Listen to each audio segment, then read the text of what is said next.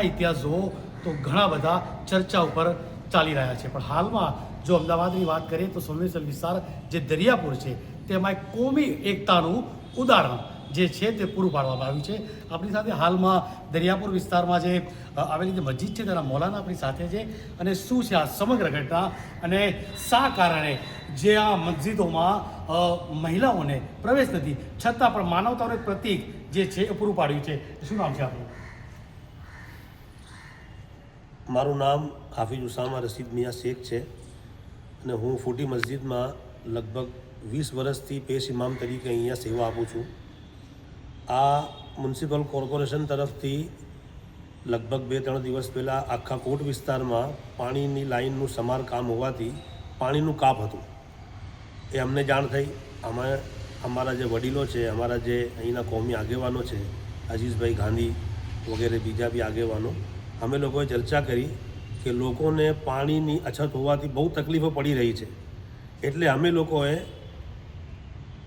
આપસમાં ચર્ચા કરીને અમારા મસ્જિદની આસપાસ રહેતા હિન્દુ ભાઈ બહેનોને પાણી આપવાનું નક્કી કર્યું અને લગભગ 3.5-4 કલાક સુધી રવિવારના દિવસે મસ્જિદનો દરવાજો ખોલીને બધા આસપાસના રહીશોને અમે પાણી આપ્યું.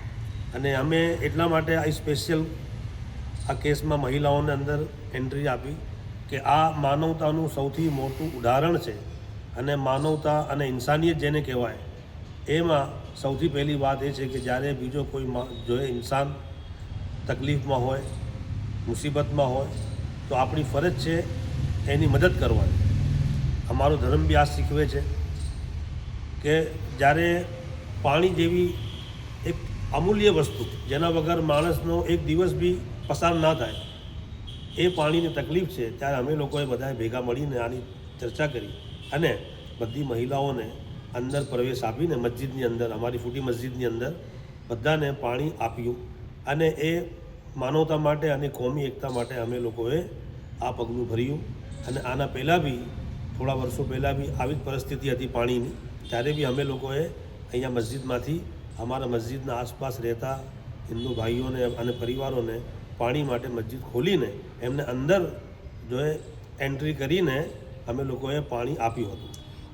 શું કહેશો સમગ્ર ઘટનાની જો વાત કરવામાં આવે કે જે કહેવાય કે મધ્ય ઝોનની અંદર જે વિસ્તારની અંદર પાણી નહોતું, પાણીની અછત હતી, છતાં પણ આ મંદિર દ્વારા કહેવાય કે નાના બાળકોને કહેવાય કે મધ્ય ઝોનનું એવો વિસ્તાર છે, વર્ચક વિસ્તાર છે, અને ત્યાં અસંખ્ય લોકો કોમ્યુનિટીમાં રહે છે, હિન્દુ અને મુસલમાનને લઈને.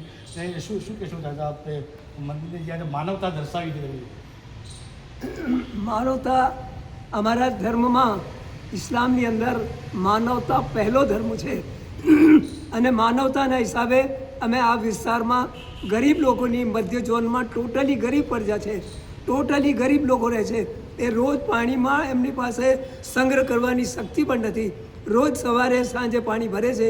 એ લોકોએ જ્યારે અહીંયા જોયું કે આ વિસ્તારની અંદર પાણી નથી, અમે ઇકબાલ શેખ એડવોકેટ, રફીકભાઈ નગરીવાળા, અમારા ઇમામ સાહેબ બધા મળી અને એવું નક્કી કર્યું કે મહિલાને બી અમે પ્રવેશ આપીને પાણી પૂરું પાડ્યું.